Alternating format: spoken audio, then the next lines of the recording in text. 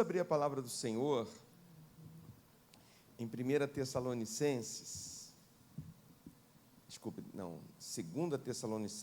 capítulo 2. 2 Tessalonicenses, capítulo 2. Vamos ler de 1 ao 12. 2 Tessalonicenses, capítulo 2, de 1 ao 12, diz assim: Irmãos, no que diz respeito à vinda de nosso Senhor Jesus Cristo e à nossa reunião com Ele, nós vos exortamos a que não vos demovais da vossa mente com facilidade, nem vos perturbeis, quer por espírito, quer por palavra, quer por epístola, como se procedesse de nós, supondo tenha chegado o dia do Senhor. Ninguém de nenhum modo vos engane, porque isto não acontecerá sem que primeiro venha a apostasia e seja revelado o homem da iniquidade, o filho da perdição, o qual se opõe e se levanta contra tudo que se chama Deus ou é objeto de culto, a ponto de assentar-se no santuário de Deus, ostentando-se como se fosse o próprio Deus. Não vos recordais de que, ainda convosco, eu costumava dizer-vos estas coisas? E agora sabeis o que o detém, para que ele seja revelado somente em ocasião própria. Com efeito, o mistério da iniquidade já opera e aguarda somente que seja afastado aquele que agora o detém. Então será, de fato, revelado o iníquo, a quem o Senhor Jesus matará com o sopro de sua boca e o destruirá pela manifestação de sua vinda. Ora, o aparecimento do iníquo é segundo a eficácia de Satanás, com todo poder e sinais e prodígios da mentira, e com todo engano de injustiça aos que perecem, porque não acolheram o amor da verdade para serem salvos. É por este motivo, pois, que Deus lhes manda a operação do erro, para darem crédito à mentira, a fim de serem julgados todos quanto não deram crédito à verdade. Antes, pelo contrário, deleitaram-se com a injustiça. Você sabe que essas cartas, as cartas que compõem o Novo Testamento, depois dos Evangelhos, aí tem o livro de Atos, e começam as cartas dos apóstolos, endereçadas às igrejas, que tem esses nomes: Colossenses, há uma igreja que estava numa cidade de Colossos, a igreja aos Filipenses, a primeira igreja num território europeu, em Filipos, então aos Filipenses, aos Efésios, na cidade de Éfeso, onde hoje está a região da Turquia, e essa carta aos Tessalonicenses, que era uma igreja que tinha sido plantada pelo ministério apostólico, lá nessa cidade chamada Tessalônica, uma cidade grega, uma cidade de cultura, de fala, totalmente grega, ali naquele lugar. E se você lê, e recomendo que leia todas as cartas do Novo Testamento, porque realmente assim a nossa substância, depois dos Evangelhos, sobre o ensino apostólico para nós, como vida cristã, recomendo que leia essas cartas. A primeira carta aos Tessalonicenses, Paulo começa falando de um grande elogio a essa igreja. Se a gente fosse, talvez, fazer um exercício assim, de colocar as igrejas que receberam essas cartas, uma pontuação, essa daqui, ele já começa, essa igreja de Tessalônica, dos Tessalonicenses, já começa com alto gabarito dele, já começa assim, com uma nota altíssima. E naquelas palavras de elogio àquela igreja, nós vamos entender o que estava acontecendo com essa igreja em Tessalônica, positivamente falando. Porque várias vezes as cartas vão mostrar o que não se devia fazer. As cartas foram escritas para corrigir problemas nas igrejas. A primeira e segunda Coríntios, por exemplo, é um clássico. o que não se deve fazer. E ali, nesse não se deve fazer, a gente descobre, né, o que deve ser uma vida cristã. Mas a Tessalonicenses não, já começa assim, dizendo, olha, vocês estão muito bem. Rapaz, a conversão de vocês foi extraordinária. Vocês não se converteram por palavra de sabedoria persuasiva. E isso já é um fato importante, quando a gente lembra que os gregos, eles eram mais filosóficos. Na cultura grega, o diálogo, né, até essas palavras diálogo, tudo vem da língua deles, dialogar, debater, política, falar, né, ter voto, ter vez, fazer assembleia, todas essas palavras vêm dessa cultura grega, porque eles praticavam isso. Então era um povo mais que era convencido pelas ideias, não tanto quanto os mais orientais, mais místicos, certo? Que gostavam mais de coisas de revelação, né? Eram mais pentecostais, se fosse colocar hoje no contexto da igreja, eram mais pentecostais. E os gregos já eram mais racionais. Então, Paulo está dizendo, vocês não se converteram por debate teológico, vocês não se converteram por retórica evangélica, pelo melhor pregador que vocês se convenceram. Essa é a verdade, esse aí é o que mais realmente me convenceu que Jesus é a verdade, é o caminho que eu devo seguir, e eu vou seguir, porque essa palavra é muito importante. Não, vocês se converteram mediante um evangelho mais completo. Teve a palavra, teve a pregação, mas teve também o poder do evangelho. Eles experimentaram o poder do evangelho, de transformação, de vida, não só de mudar, de passar, de vestir uma camisa de um time para o outro, mas de se mudar mesmo. Aí ele diz assim, olha, de tal maneira que vocês deixaram os ídolos. E quando a gente pensa, de novo, nessa cultura, que quando a gente fala hoje em dia de ídolos, a gente está lógico, num contexto. A gente fala assim, então, faz uma comparação, né? Jesus, ídolo, religião, religiões. Não, naquele tempo não tinha isso. Tudo era feito de ídolos. A religião, a cultura, a história deles, a vida deles, o sentido da vida deles, tudo tinha um mito, tudo era baseado num mito. E nesse mito tinha os deuses, os famosos deuses. Você já ouviu falar de Zeus, já ouviu falar, né, das deusas brigando e interferindo na vida humana? Então, tudo isso eram os mitos gregos. E você não tinha outro padrão, não tinha outra coisa para certo, ou isso, aquilo, vou decidir. Era isso, a vida era assim.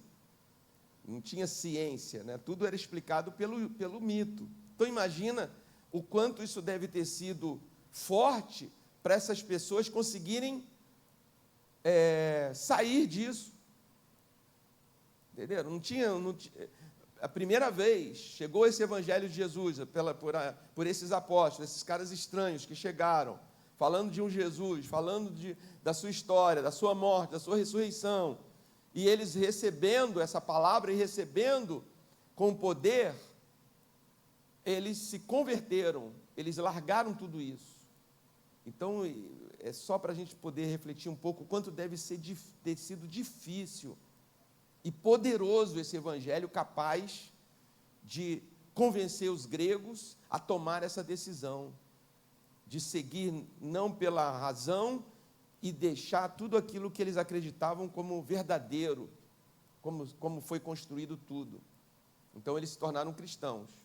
E aí Paulo fala assim, e de tal forma que o testemunho de vocês está reverberando na região grega, da Acaia, e está reverberando no mundo cristão. As notícias estão chegando, de como vocês são diferenciados, né?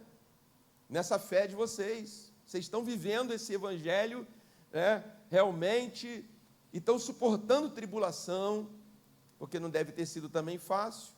Imagina, esses caras se tornaram ETs. Se tornaram totalmente diferentes, seguindo a um Deus invisível, indo a uma reunião que não tinha nenhuma imagem, não tinha nenhum mito para ser cultivado, nenhum herói, não se contava histórias de Ulisses, de Hércules, de não sei quem, do Minotauro, para as crianças, para elas continuarem crendo que o mundo é assim. Vocês estão doidos? Vocês estão seguindo quem? O quê?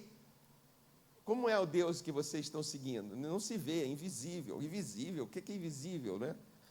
Hoje essas ideias são fáceis da gente até pegar, mas para os mais, muito difícil. Vocês estão sofrendo tribulação. Porém, vocês estão aguentando pela fé que vocês têm. E outra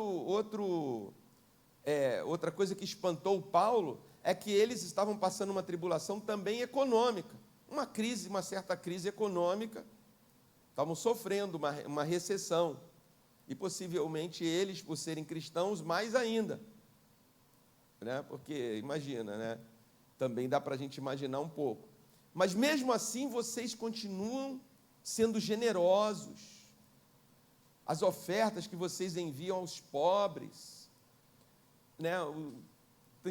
tem chegado lá. Enquanto a igreja, por exemplo, que eu falei, a igreja dos Coríntios, era uma igreja rica assim, de um certo nível social. Tanto que na carta aos Coríntios você vai ver isso, fala assim, vocês são prósperos, por isso que tem 1 Coríntios 13, vocês devem amar. Vocês têm tudo, mas não amam. Não adianta ter tudo e não amar. Então vocês precisam buscar o melhor dom, que é o dom do amor. Já os tessalonicenses não tinham, entre aspas, nada em comparação aos coríntios, e estavam, então, essa nota, esse gabarito alto que Paulo deu. E é interessante, irmãos, que a gente pode sempre se autoanalisar. A autoanálise, ela é saudável e deve ser feita pelos seguidores de Jesus, uma autoanálise sempre de nós mesmos, da nossa temperatura espiritual. Devia ter um termômetro da nossa espiritualidade, assim como tem o termômetro para a febre. Eu vou ver como está a minha espiritualidade aqui. Nossa, tá, estou abaixo de 35, normal é 36, Então tem que estar 36. Agora 38, estou quente, estou febril. Então, a nossa temperatura nesse evangelho deveria ser uma temperatura quase que febril, acima da média. Porque quanto mais, ponha-se esse termômetro imaginário, tem o meio ali, o equilíbrio, tá, assim, então, como é que você está? Bom, eu estou na média, não estou nem eufórico, aleluia, glória a Deus, e vibrante, aleluia, mas também não estou frio, não estou gelado, não estou com a pressão baixíssima, sem ânimo nenhum, estou aqui, estou bom. Dá para a gente fazer essa autoanálise de vez em quando. E nós também, como igreja, sem apontar para o outro, que aí já é carnalidade. Você está frio. Isso já é um sinal que você está frio. Que você perdeu o encanto, o calor do Evangelho quando você começa a se incomodar. Entendeu? De olhar só erros e não colaborar para os acertos. É uma diferença muito importante, Quando a gente está mais para cá, do lado mais quente, a gente quer consertar, a gente quer se voluntaria, a gente tal. Então, os tessalonicenses estavam assim. E há sinais também, quando a gente está mais quente, vamos usar essa terminologia, mais morno, frio e quente. Aí, daqui até ferver é uma coisa, daqui até formar gelo é outra, Então, imagina esse degradê de temperatura. Mas quando a igreja está assim como a dos tessalonicenses, algumas coisas são principais e muito importantes. Vou dar um exemplo, que é o exemplo da mensagem de hoje. A volta de Jesus. A segunda vinda de Jesus. É uma forma também da gente se autoanalisar e dizer assim, Então, de uma escala de 0 a 10, quanto que eu estou preocupado com a vida, quanto que eu estou ansioso, quanto que eu estou esperançoso da segunda vinda de Jesus? Quando você coloca isso no seu termômetro, né? Se você está assim, Jesus vai voltar? Mas Jesus já não veio? Como assim, Jesus? Me explica melhor. Quando pergunta, explica melhor, até que é bom. Pior é aquele que está mais lá na geleira, que nem diferença faz. Mas quanto mais a gente estiver aqui, mais acalorado pelo Evangelho, mais isso é importante, mais a gente almeja, mais a gente quer que Jesus volte. É um sinal. Em nós mesmos, na igreja. Isso muda todo o comportamento nosso, como pessoa e como igreja. Porque quanto menos isso importa na minha espiritualidade, na força da minha espiritualidade, quanto menos isso importa, menos eu vou viver o Evangelho neste mundo. Exemplo, na nossa história da igreja evangélica brasileira, por exemplo, houve um momento na igreja evangélica brasileira que isso era muito importante. Eu mesmo me converti numa igreja que tem até hoje é mais um slogan, mas está lá, dizia assim o quê? Jesus Cristo salva, cura, liberta e voltará. Né? Então a gente tinha isso na faixa da igreja, no marca-página daquela denominação, porque essa igreja tinha nascido num avivamento nos Estados Unidos na década de 50, houve um avivamento pentecostal, e aqueles seguidores estavam bem no fogo, estavam bem mais para cá. Então, tipo assim, tudo fica, queremos Jesus logo, queremos Jesus que venha. Nossa, tá bom viver assim com Jesus no coração, mas que Ele venha, Maranata, Jesus, volta logo. Só que, infelizmente, a história mostra isso, né? Assim como os tessalonicenses já deixaram de existir, não sobreviveram aos 2000 anos, tiveram a marca deles na história, mas não sobreviveram, não sabe o que aconteceu daí para frente. A gente sabe nesse tempo bom de avivamento que eles estavam passando, mas a história mostra isso, que às vezes começa lá no fervendo, o fogo caindo, como a gente diz, né, do Espírito de Deus, mas a igreja ela vai esfriando, é como um vulcão, solta aquelas larvas no início, que muda tudo na natureza ao seu redor, e de repente aquilo vai se tornando uma nova paisagem, vai se tornando um novo ecossistema. Aquela larva quente agora serve de adubo para o mar, de rocha, de montanha, virou outro cenário. E assim a história, infelizmente, nesse sentido, é a história da igreja também. Por isso que a gente tem que cuidar. E quando está lá, Jesus, a gente quer ficar mais próximo de Jesus. Em oração, em tudo que precisa para alimentar essa espiritualidade, não deixa a chama morrer, e tem saudade de Jesus, canta os músicos vão fazer músicas, é só pegar os hinos, é só você pegar os hinos de 40, 50 anos, 60 anos atrás, na época desses avivamentos, que você vai ver que os hinos sempre falavam isso.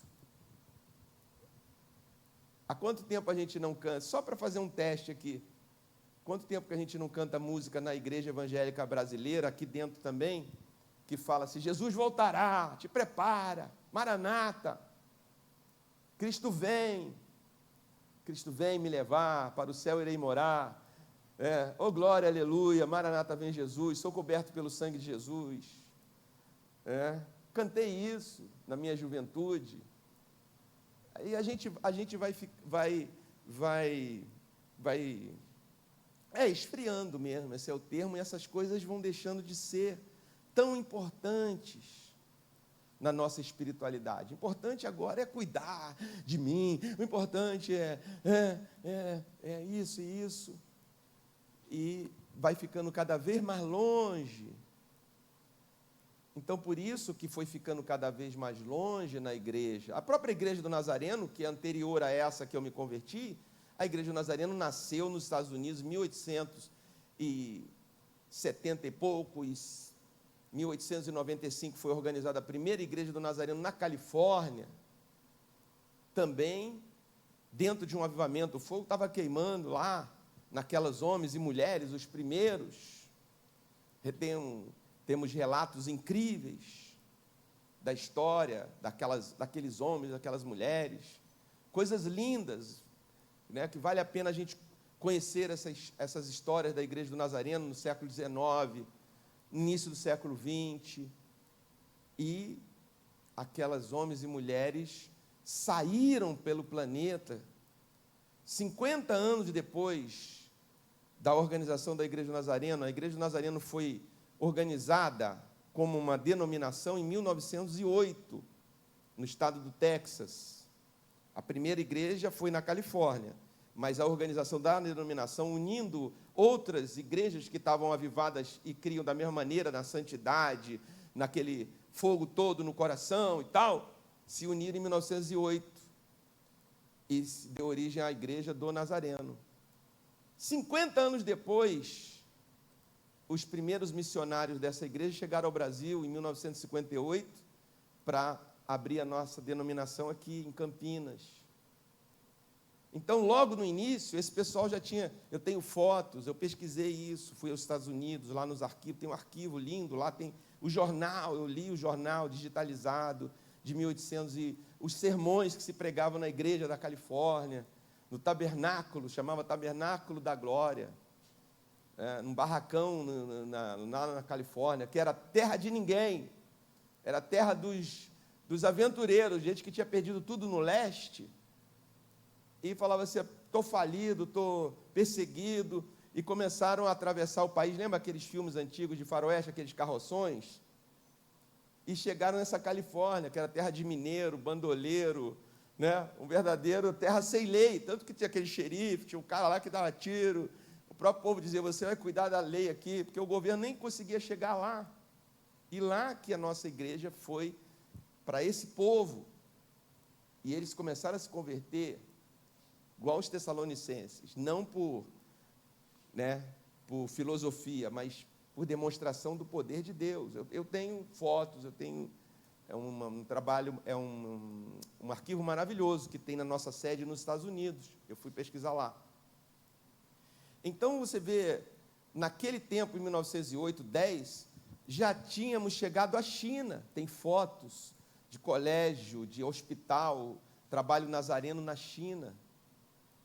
Tem uma foto muito bonita, assim, tem várias, acho que era um internato de internato de moças, elas de bicicletas, com aquela cruzinha assim, uma bandeirinha, tipo, era a missão nazarena na China. Por que isso? Porque quanto mais você está aqui, mais você quer levar esse amor, você quer atravessar o mundo, e quanto mais lá, para o lado de cá, menos ânimo a gente vai tendo, mais desânimo a gente vai sentindo. Por isso que é importante essa autoanálise. Então, nos tempos dos avivamentos, saem missões, vão para outros países, vai e tal, enfrenta, vai. Hoje em dia tem desafio missionário tremendo, que hoje em dia não é como naquela época da China. Naquele tempo, estava havendo um tratado comercial entre Estados Unidos e China, então os missionários eram meio que bem-vindos. Mas há países hoje que você chega lá como missionário e se apresenta como cristão, eles podem te mandar embora. E se você entrar clandestino descobrindo que você é cristão, pode acontecer, e acontece. E está crescendo mais isso no mundo hoje do que o movimento cristão. É só ver aí as notícias. Porque isso não vai passar hoje à noite na TV. A gente sabe porque tem agências missionárias, mandam notícia, olha, o povo estava reunido, tomou tiro, foi preso, foi torturado, cortaram cabeça. Pode ser criança, lá na Nigéria mesmo, tem um movimento radical, contrário ao cristianismo, invadiram o colégio, escolinha lá de meninas, sequestraram as meninas para serem escravas sexuais. Essas meninas desapareceram, vocês lembram desse caso? Até hoje não acharam essas meninas. E aí a missão não pode fazer nada, porque não tem mais apoio nem do governo de lá. Não, não queremos essa religião estrangeira aqui, não. Então, o missionário hoje está pela própria... Não tem proteção dos Estados Unidos, não tem proteção de Brasil, nada. Ele entra lá pela proteção de Deus. É a melhor proteção, mas não é igual aos 100 anos atrás. Que qualquer coisa, o navio americano botava lá, manda meu cidadão para cá, não vai matar ele não. E levava embora. O Brasil chegou assim, certo? Chegou nessa virada. Hoje eu estou me empolgando com história aqui, mas deixa eu sair desse rolo que eu mesmo estou criando para mim, né, da história.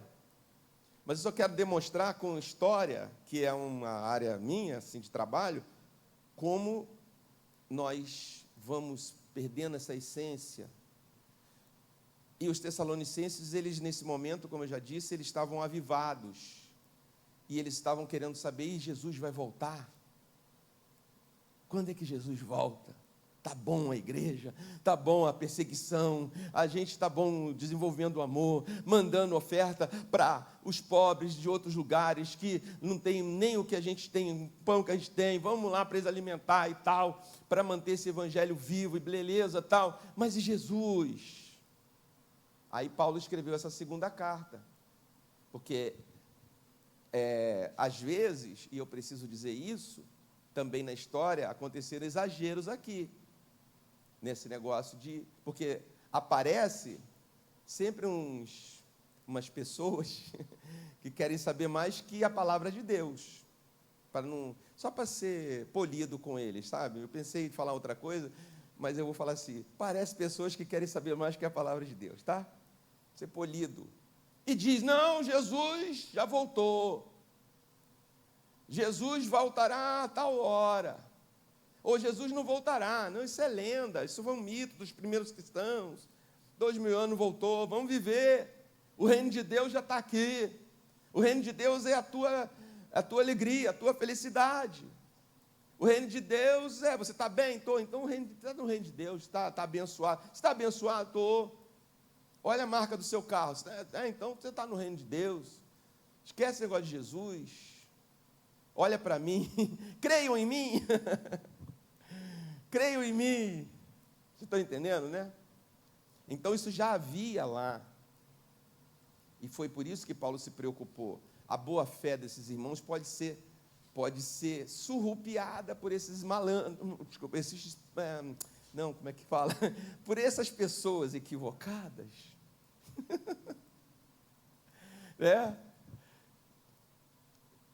O que vocês querem? Jesus? Vamos conversar. Então, Paulo diz aqui, não vos demovais da vossa mente com facilidade. O que é demover? Tirar da sua mente. Se agarra nisso. Isso é um princípio fundamental. Jesus voltará, não pode perder isso. Não demova, não tire, não renuncie na sua mente isso com facilidade. Olha como é que ele procurou blindar a igreja. Nem vos perturbeis, quer por espírito, quer por palavra, quer por epístola, carta, como se procedesse de nós.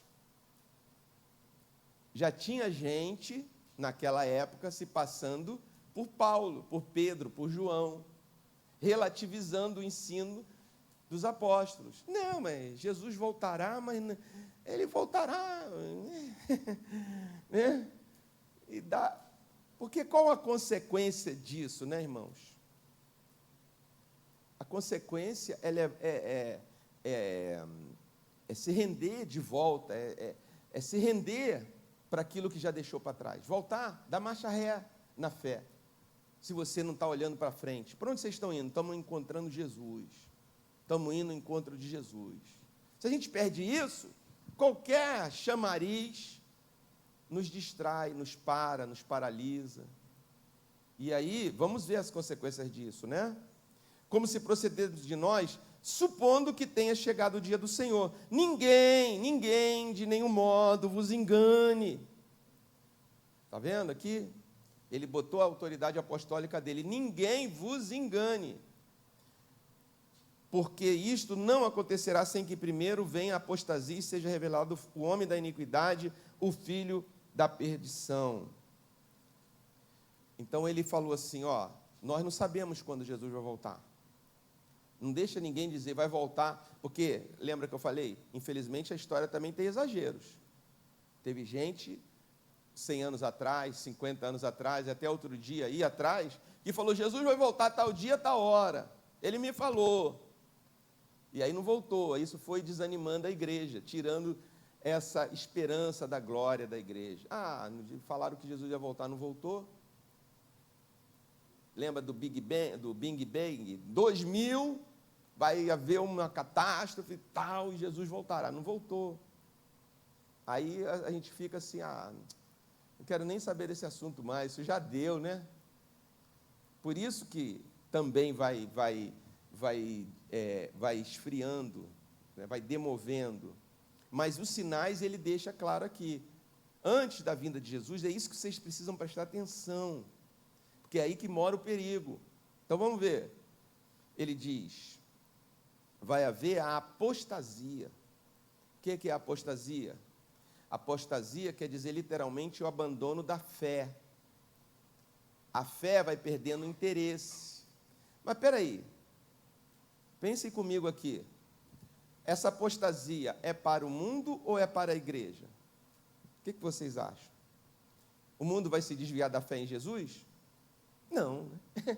Então quem é que vai apostatar? Onde que vai acontecer a apostasia? Na igreja, né? É na igreja, dá licença um pouquinho aqui. É na igreja que vai acontecer a apostasia. Não é no mundo. O mundo isso não tem nem sentido. Então ele diz assim, vai haver um abandono da fé. Vai começar a haver isso em determinado momento. A fé vai perder o interesse dentro do próprio lugar onde seria o maior interesse, a fé. Isso se chama apostasia, afastamento dos princípios do Evangelho ou de Deus. Apostasia quer dizer rebelião.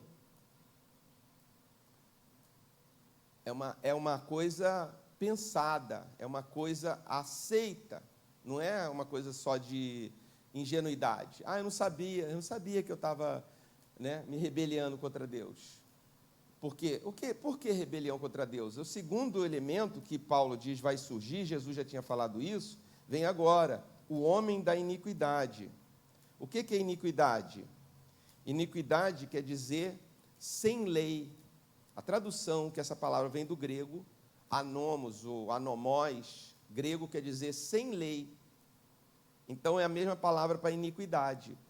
Uma pessoa iníqua, se alguém chamar você de iníquo, você é um iníquo, não está te xingando não, né? Não é um palavrão, não. Você é um iníquo, você não passa para cima da pessoa, por favor. Por que eu sou um iníquo? Pergunte. Mas o iníquo, a pessoa está dizendo, você não respeita lei nenhuma, você não tem lei, você não tem freio moral, não tem freio ético, você faz a sua lei, você é o fora da lei, você é um anomo, sem lei, é um iníquo. Então isso é complicado, porque aqui ele está aplicando que essa iniquidade vai se voltar dentro da fé. Ou seja, a iniquidade é não aceitar a lei de Deus, os princípios de Deus.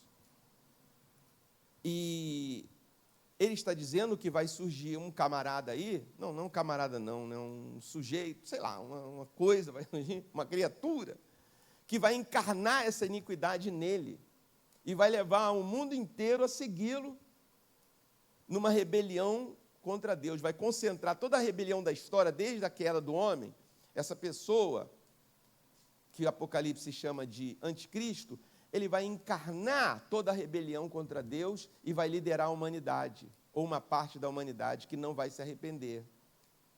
A parte que se arrependeu vai para o céu, que são aqueles que seguiram o Cordeiro e receberam os benefícios do seu sacrifício eterno e foram salvos. E outros que não se arrependerem, vão segui-lo, só estão esperando ele chegar, porque a iniquidade vai ter um líder, influente. É isso que eu queria, esse tipo de filosofia de vida. Vai concentrar tudo. Enfim, eu não quero falar disso hoje, não.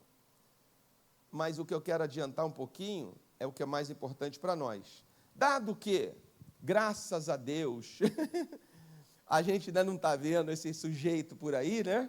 Alguns já acharam, não. Foi fulano, foi Beltrano, mas é fulano, é Beltrano. As pessoas também gostam de ficar achando, né, o anticristo ali, aqui, que foi uma coisa que também deu uma canseira na igreja, nos anos 80. Você já está sentado, está ouvindo história, então vem mais uma. Nos anos 80, até os anos 80, existia na igreja uma forma de interpretar a vinda de Jesus.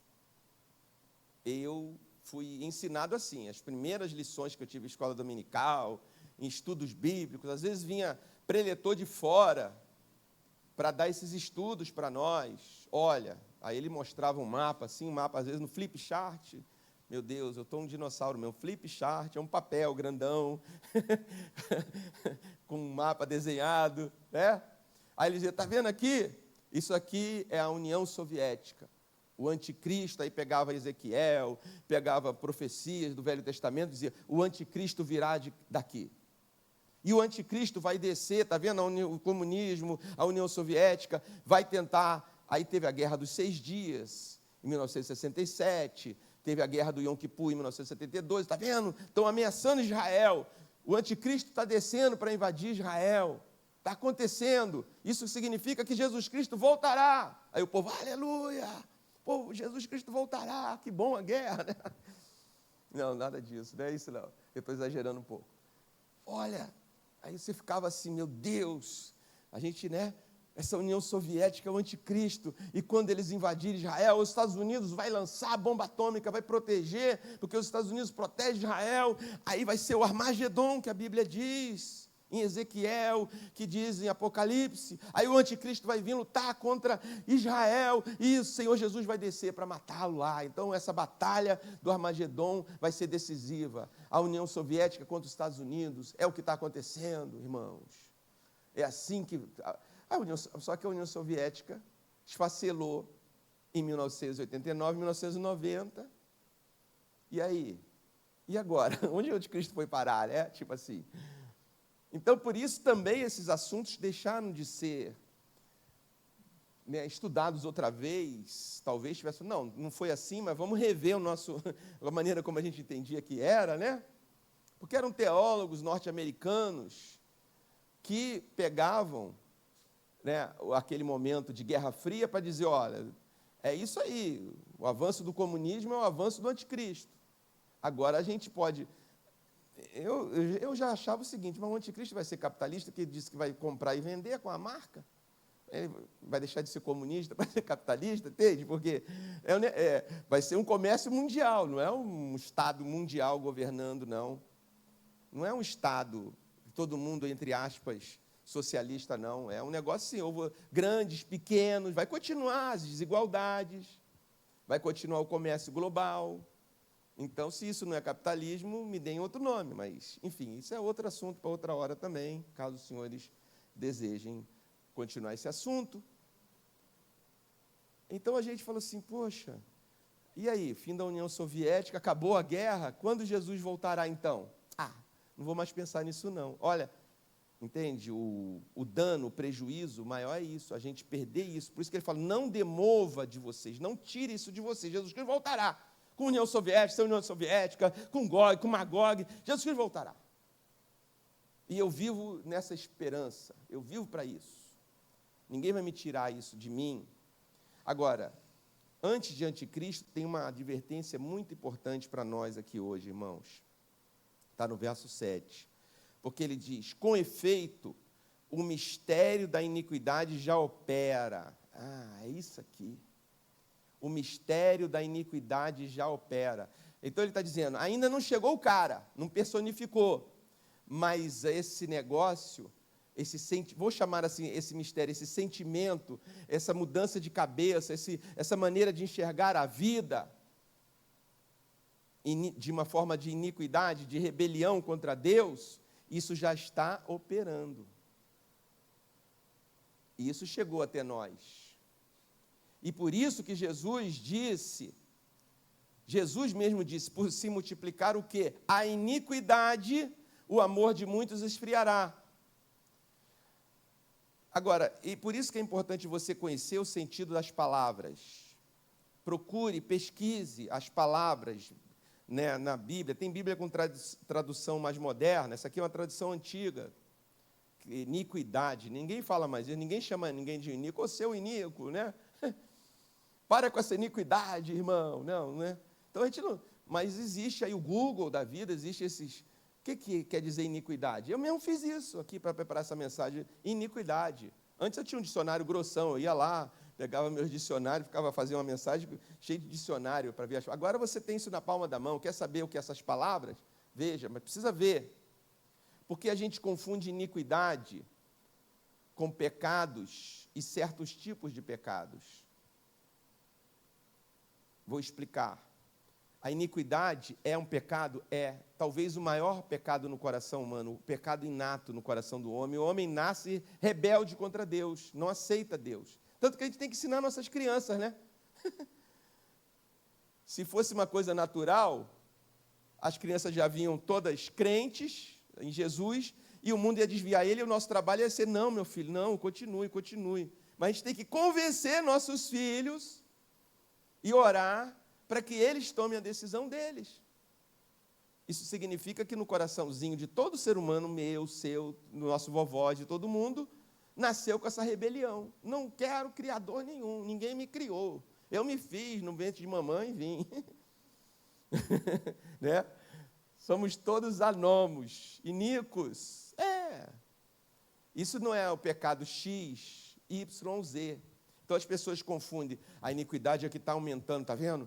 Está havendo mais homicídio, está havendo mais guerras, está havendo mais isso, aquilo, imoralidade. Sim, isso sempre teve na humanidade. Agora está multiplicando. O mistério da iniquidade está desenfreando mais. Porque é uma velocidade em função dos tempos. Jesus falou, por se multiplicar a iniquidade, o amor vai se esfriar em muitas pessoas. Está vendo? A rebelião no coração está ligado à falta de amor no mundo. Por isso que é um dos motivos da gente rever sempre a nossa espiritualidade e dizer, Jesus, eu estou contigo, eu estou te esperando, não deixa a iniquidade, nem uma gotinha de iniquidade cair em mim, porque isso é contagioso.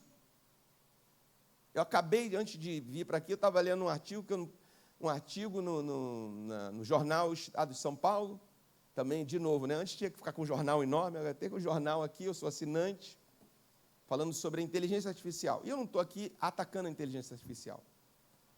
Porém, assim, vai estar ficando cada vez mais difícil reconhecer o falso do verdadeiro por causa da inteligência artificial. Vão gastar bilhões, trilhões de dólares para criar inteligência artificial que seja capaz de discernir a verdade da mentira que a inteligência artificial já está fazendo. Ontem mesmo eu vi sexta-feira eu assisti à noite em casa um filme com a pastora, um filme muito interessante, uma história interessante, baseada até em fatos reais, está no Netflix. Netflix, depois vocês entram em contato conosco. Mas o ator que faz o papel de um homem, que depois ele vai ter uma doença degenerativa, ele é um atleta no início do filme. Então está todo fit, né? Como é que é? Shape, né? Tudo, luta boxe. Depois que ele contrai a doença, tem uma modificação no corpo dele. Eu falei assim, não, mas por mais que o cara tenha... Porque eu já vi atores que engordaram para fazer um papel, ou emagreceram, para ficar bem parecido com o personagem, baseado em vida real. O cara vai fazer o papel de Mike Tyson, ele tem que ficar um monstro. Né? Agora não precisa. A inteligência artificial... E não dá para discernir, você olhando... Lembra quando dava? Você via uma cabeça para um lado e um corpo para o outro? Não, isso aí é mentira, é animação. Não dá mais. Você mesmo fica, não é o corpo do cara, não é, a cabeça dele não é. E pior, isso não está mais só na mão de empresas grandes, está vindo para a mão de todo mundo. IA para criar uma IA falsa, para falar em nome de... Né, já estão dando golpes, aparece lá... Eu mesmo tenho um certo feeling dessas coisas, essas ligações assim, bom dia, senhor Ramon. Eu não respondo.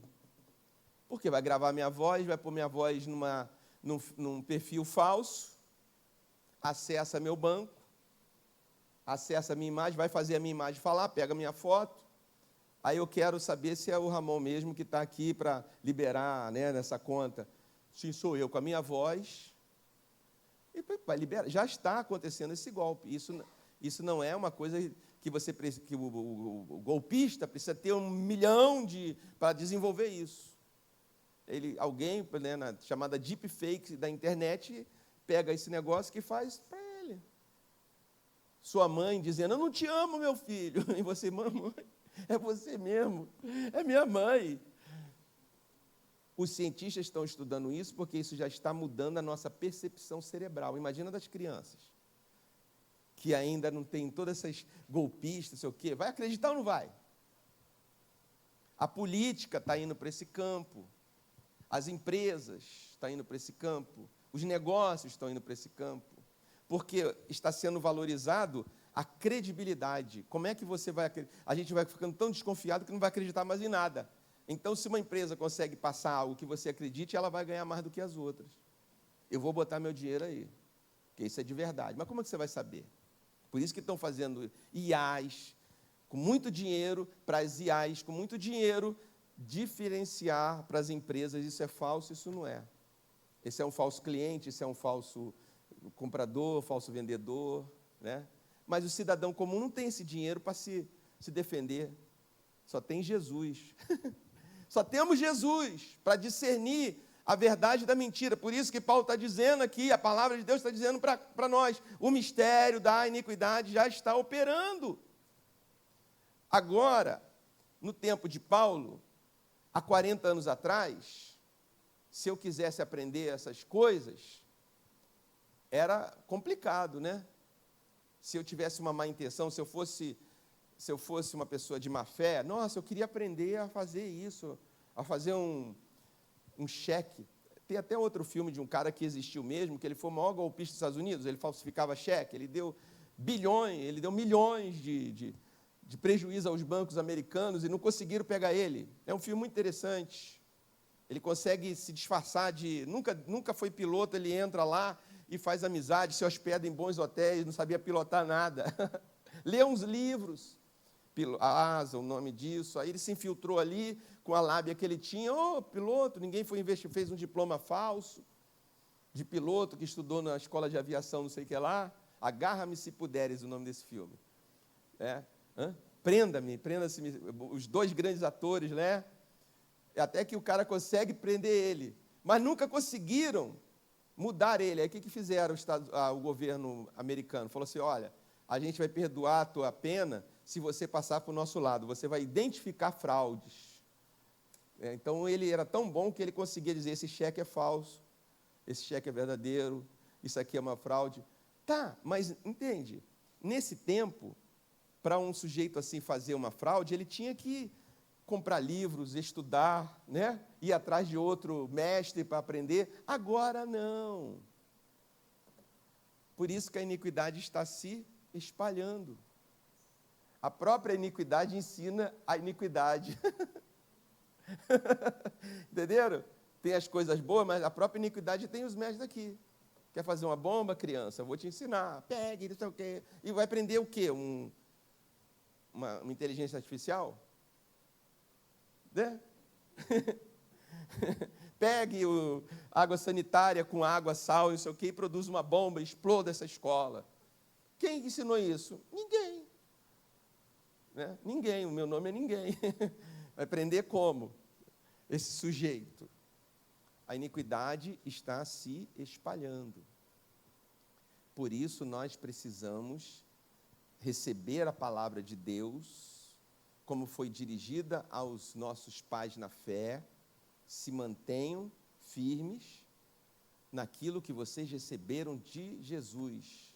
Através do nosso ensino apostólico. Ou seja, mas pastor, onde está o ensino apostólico hoje? Está no apóstolo Ramon? Não. O ensino apostólico está aqui. Esse é o ensino apostólico. Os fundamentos, a palavra de Jesus nos evangelhos, essas cartas se transformaram no ensino apostólico. E o ensino da lei de Deus está no Velho Testamento. A gente tem que unir os dois. O fundamento dos profetas, o fundamento dos apóstolos e a pedra de esquina, Jesus. O que quer dizer isso, pastor Ramon? Antigamente, não tinha essas colunas, essas coisas. Então, uma parede com outra se encontrava, colocava uma pedra de esquina, ela que fazia a fundação de tudo. Então, quando o mundo do Velho Testamento se encontrou com o Novo, está fundamentado em Cristo Jesus. Ele é o fundamento dos profetas e dos apóstolos. Por isso que você não pode ler só a Bíblia de uma banda e só a Bíblia de outra, sem Jesus fundamentando tudo. E a gente tem que se manter nisso. Essa é a mensagem de hoje. A gente tem que se manter neste ensino, nesta fé, porque está difícil. Essa iniquidade, como já foi dito, essa apostasia, vão contra a fé em Jesus, para receber o Senhor iníquo, o todo-poderoso humano iníquo.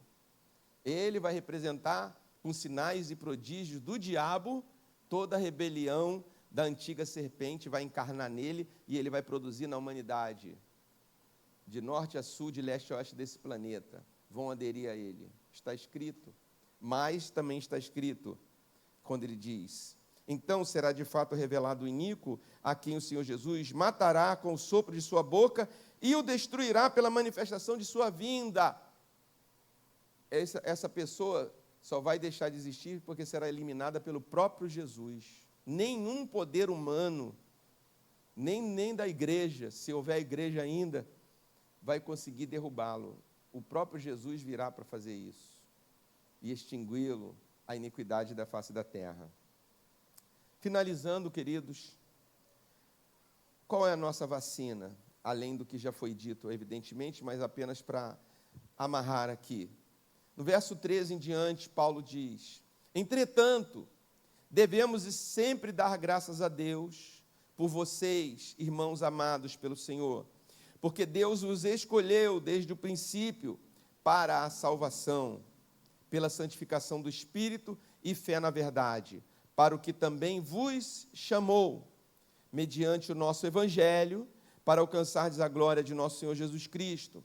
Assim, pois, irmãos, permaneceis firmes e guardai as tradições que vos foram ensinadas, seja por palavra, seja por epístola nossa. Onde está a epístola nossa? Está aqui, é o Novo Testamento.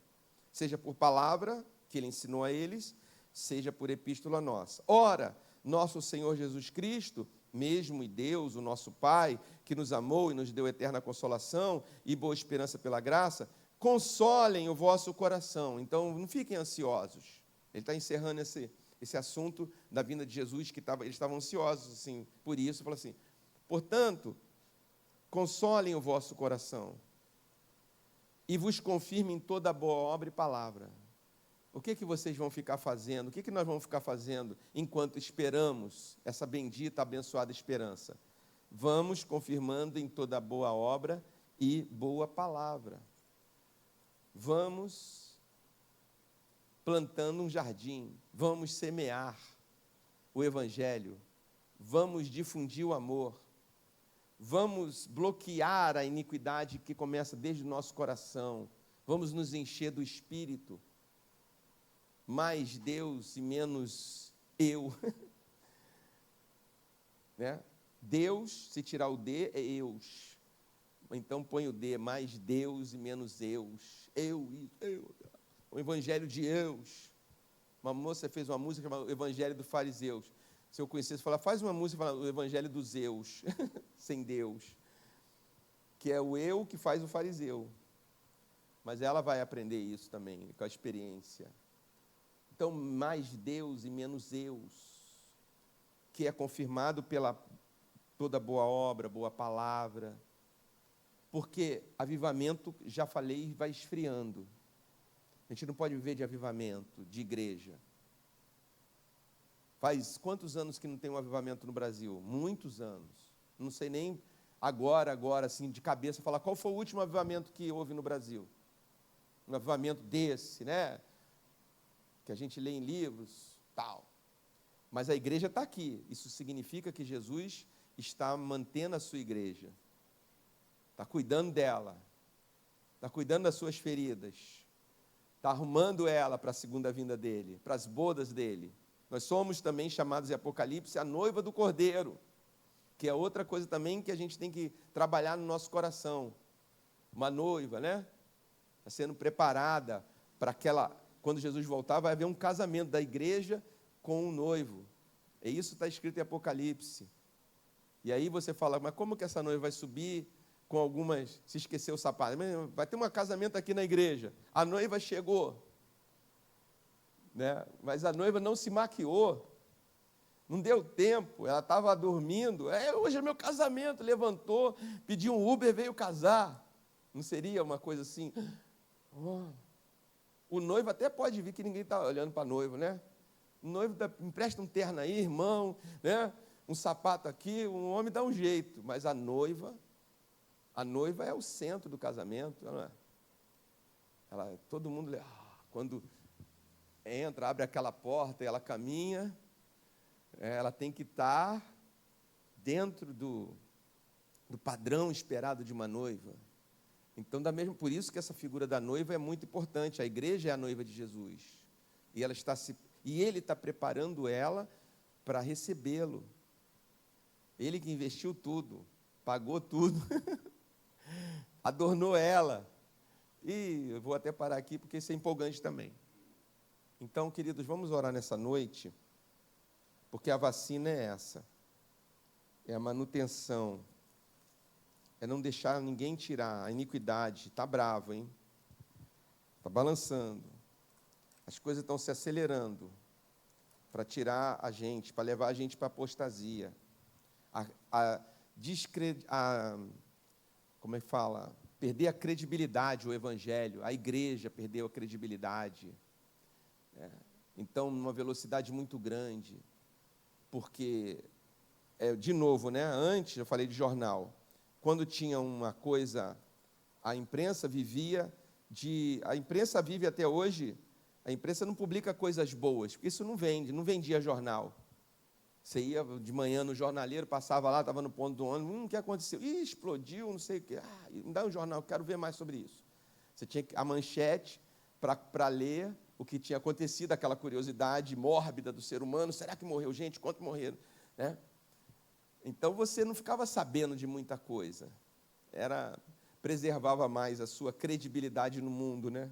Agora, não. Multiplica em uma velocidade real. Então, num mundo como esse, querido, eu te pergunto, como que você está nesse termômetro de Deus? Não um termômetro de Deus, o termômetro que eu criei aqui, imaginário para a gente refletir. Mas sim, na espiritualidade, na sua vida com Deus, sim. Aí é a sua vida com Deus, não é criação minha. Na sua vida com Deus, nos parâmetros, no ensino, nos valores, né? Nessa vinda de Jesus. Lembra que eu falei? De 0 a 10, o que isso mexe com o teu coração hoje? Jesus vai voltar? Amém, amém. Amém, mas eu queria comer pizza. Hoje eu estou com vontade de comer pizza quando chegar em casa. Estou sentindo falta de carboidrato. Nota de 0 a 10, como é que está? Mas não tem problema. Não tem nenhum problema. O importante é a gente ser honesto com a gente mesmo. Puxa vida, eu tenho negligenciado isso aí. Isso daí não está realmente no nível de importância da minha espiritualidade, não. Eu queria que tivesse. Porque agora eu entendi que as contas de Deus precisam bater, e vai bater com essa vinda de Jesus. E eu tenho que estar lá. Eu tenho que entrar nesse casamento. Então, aqui não é para você ser julgado, é para a gente orar e se apresentar a Deus, dizer, Senhor, que a partir de hoje, por exemplo, esse nível de interesse pelo Senhor comece a crescer mais em mim, que eu tenha sede de justiça, vontade de aprender mais, de saber mais, de orar mais, de me santificar mais, porque está escrito aqui, olha, Deus vos escolheu desde o princípio para a salvação, pela santificação do Espírito e fé na verdade. Olha, nós fomos chamados para isso, veja, salvação, santificação do Espírito e fé na verdade. Só essas três coisas aqui dá para a gente levar uma vida inteira. Eu quero estar na salvação, na santificação do Espírito e fé na verdade. Olha que tripé bom. Escreve aí em algum lugar na sua vida, salvação, santificação do Espírito e fé na verdade. Uma pessoa com esse tripé aqui, ele atravessa a sua vida. Então, essa é a noite de você arrumar esses tripés na oração. Porque quem vai fortalecer a tua fé é Jesus, não é você. Você acha que Jesus já não sabe como você está? Claro, como eu estou. Imagina Jesus, nessa hora, assim, Pai, eles estão como eu disse para eles, que perguntaram a Jesus, como vai ser a tua vinda? Eu não sei, Pai sabe, porém, vai ser como nos dias de Noé. Os homens se casavam, davam em casamento, viviam, né? Aí veio. Pai, eles estão assim, do jeito que eu falei mesmo, né? Dá para imaginar essa conversa agora na Trindade? Quantos estão ajoelhados e dizendo, Maranata, vem Jesus? Ou no coração dizendo, Jesus volta, Jesus volta. Porque as promessas que vão se cumprir com a tua vinda são maravilhosas. A nova criação depende disso. A natureza geme. A Bíblia diz que a natureza geme, por causa da nossa maldição, nós destruímos a natureza, a humanidade. É cruel. Eu vejo uns vídeos lá de negócio de África, aqueles bichos se matando vivos, se comendo. Não foi criado assim. Aqueles cachorros do mato pegam o bichinho gritando e eles arrancam cada um pedaço, leão matando. Leão também come eles mesmo, come filhote dele. Eu nem sabia disso, é uma coisa de louco. Tudo foi desarmonizado pela nossa maldição. E a gente não está pedindo a Jesus voltar para que isso volte a ser um novo, uma nova criação. Esse mundo seja outro mundo que já está criado por Deus, mas ele não veio à existência ainda. E nós somos a primícia desse mundo, você é a primícia desse mundo. Então, nessa noite, ore para que você tenha interesse por esse novo mundo e não por esse velho mundo, tanto esse velho mundo, mais Deus e menos Deus. Eu queria pedir para você fechar seus olhos comigo para nós orarmos.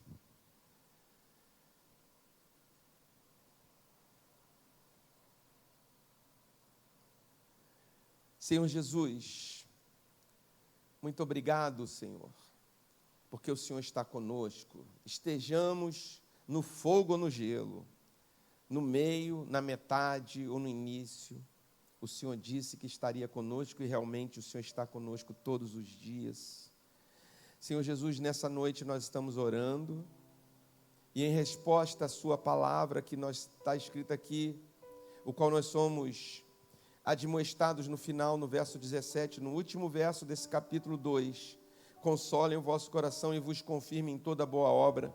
Nessa oração, Jesus, nós queremos confirmarmos-nos em toda boa obra e boa palavra. Talvez hoje em mim, em alguém, o Senhor sabe, não haja essa chama de paixão, de interesse, de vontade, até de pedir a tua volta, não importa. O Senhor não nos traz a tua casa para um tribunal, a tua casa não é um tribunal, embora um dia haverá um tribunal e não será na tua casa, não será num templo, será na tua própria presença. Mas até lá o Senhor nos corrige, nos admoesta, nos ensina, porque o Senhor está nos preparando para te receber. Nós não vamos te encontrar na imundícia ou na iniquidade, na apostasia. É triste ver como também tem crescido a iniquidade nesse país, inclusive com muitos se desviando mesmo. Ao mesmo tempo que muitos se convertem, também muitos têm se desviado, têm pregado a rebelião. Gente que antigamente pregava a palavra e a gente recebia uma inspiração de uma vida. E alguns desses, algumas dessas que hoje pregam para a gente ir para a iniquidade, para a apostasia, para a gente se rebelar contra o Senhor, dizer não há Deus no céu, só há o homem. É tudo mentira, é tudo engano, é tudo fake. Corram dela, deturpam a palavra, pregam o que eles despregam o que pregaram um dia. Senhor Jesus, nós não queremos ir para a iniquidade, nós não queremos ser seduzidos pela apostasia, pelo espírito do anticristo que já opera no mundo há muito tempo, só está esperando aquilo que o barra para se personificar, e as mentes estarão tão cauterizadas e acostumadas que entregarão tudo a ele, como se a Jesus fosse. É isso o que está escrito. Então nós queremos nos prevenir, nos vacinar, a nós, a nossas famílias, a nossa vida, a nossos ministérios, a nossa caminhada na vida, em tudo o que fizermos, porque não somos só membros de uma igreja, nós somos gente em tempo inteiro do Senhor nessa terra. Então livra-nos do mal, dá lucidez à nossa mente, discernimento, nesse tempo de confusão, Jesus, confusão visual, confusão auditiva, confusão sensorial, onde não importa mais a razão, não importa mais o racional. O mundo grego realmente está acabando, é o mundo agora da mentira, não é mais a idade da razão, a razão morreu, ou está sendo apagada, mas a gente precisa racionalizar, pensar, discernir, em oração, com toda a nossa alma, todo o nosso corpo, toda a nossa, tudo aquilo que o Senhor nos dá, para não sermos arrastados nessa correnteza de sujeira, que começa com a rebelião no coração. Por isso nós oramos nessa noite em que vamos cear aqui, porque esta mesa, hoje, milhões de mesas como essas foram postadas no Brasil, talvez aqui nas Américas, América do Sul, América Central, América do Norte. Por ser o primeiro domingo do mês, tradicionalmente, nós colocamos a mesa conforme o Senhor nos ordenou que fizéssemos, em memória do Senhor. Milhões de mesas como essas foram postas, milhões de pessoas comeram deste cálice, comeram deste pão e beberam deste cálice. Milhões de pessoas em volta da terra. E nós vamos fazer isso agora, Jesus. Por isso eu peço a consagração deste pão, que simboliza o teu corpo partido por nós, numa nova aliança.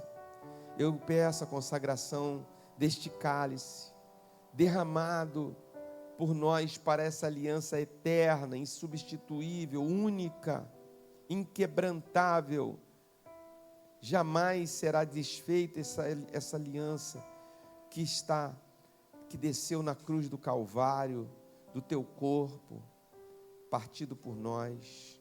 E nós vamos lembrar do Senhor hoje, em pleno mundo da iniquidade. Glória a Deus. No meio das trevas dessa civilização que chega ao fim, já está cheirando mal, a sua história já está passando, começa uma nova, pior do que a antiga. No meio disso, a gente está aqui celebrando a tua vinda, porque o Senhor disse que fizéssemos isso até que o Senhor volte. Por isso, receba nosso louvor, a nossa comunhão, que nos lembremos, que sejamos lembrados através da ceia que somos, quem somos e para onde vamos com o Senhor Jesus todos os dias. Em nome do Pai, do Filho e do Espírito Santo. Amém. Quero convidar as pessoas que vão nos ajudar nesse serviço, nossos diáconos,